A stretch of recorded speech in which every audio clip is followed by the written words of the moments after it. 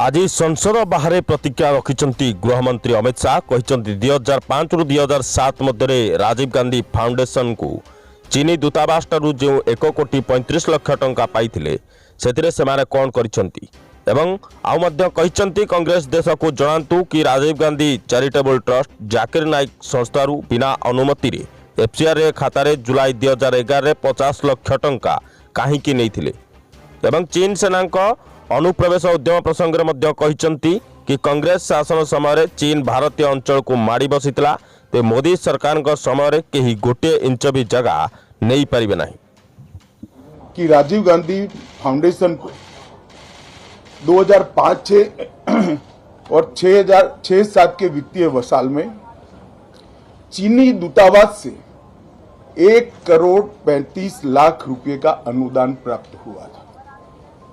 चूंकि एफसीआरए के कानून और उसकी मर्यादाओं के अनुरूप नहीं था तो नोटिस देकर पूर्णतया कानूनी प्रक्रिया का अनुपालना करते हुए गृह मंत्रालय ने इसका रजिस्ट्रेशन रद्द किया था।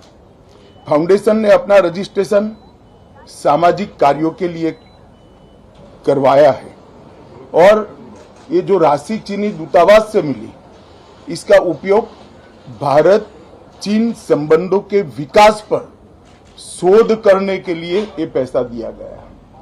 अब मैं कांग्रेस पार्टी को पूछना चाहता हूं कि इन्होंने शोध तो जरूर किया होगा, क्या उनकी शोध में 1962 में जो हजारों हेक्टेयर भूमि भारत की चीन ने हड़प ली वो शामिल था क्या?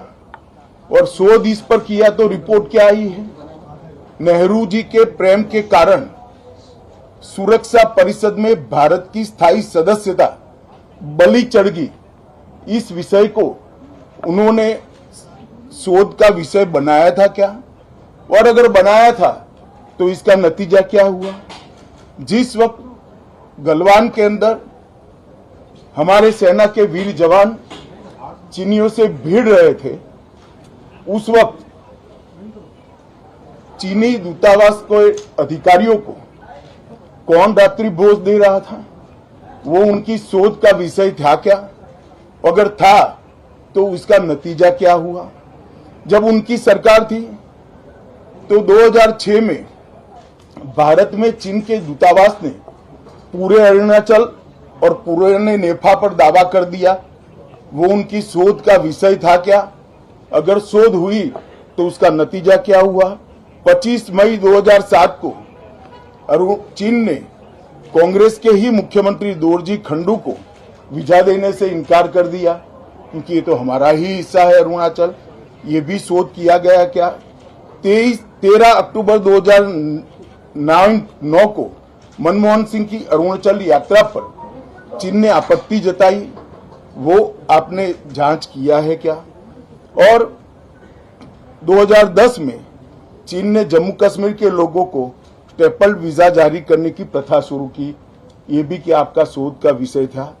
2011 में कांग्रेस सरकार ने चीन की धमकी के बाद हमारे रोड और वाइटल बॉर्डर इंफ्रास्ट्रक्चर्स का निर्माण डैम चौक में रोक दिया। ये क्यों रोका गया, इसकी भी शोध की है। मैं कांग्रेस पार्टी को पूछना चाहता हूं, ये दोगला रवैया जनता के सामने नहीं चलता है। जनता सब देख रही है।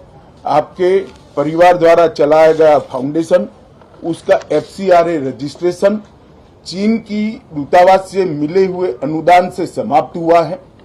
आपके ही समय में हजारों किलोमीटर भूमि अवैध रूप से हमसे हड़प ली गई है। आपके ही समय में हमें मिली हुई सुरक्षा परिषद की सदस्यता आपने निजी संबंधों को बनाने के लिए चीन की भेंट कर दी है। ये सारी जनता इस सभी विषयों को जानती है।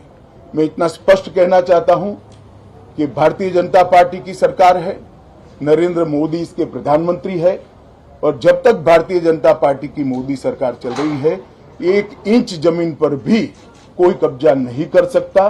कल अपने सेना के जवानों ने जो 8 की देर रात को और 9 की सुबह को जो वीरता दिखाई है, मैं इसकी बुरी बुरी प्रशंसा करता हूं। इन्होंने घुसे हुए सभी लोगों को कुछ ही घंटों में वापस खदेड़ दिया और हमारी भूमि का रक्षण किया है। राजीव गांधी फाउंडेशन के FCRA लाइसेंस रद्द होने का एक दूसरा भी कारण था।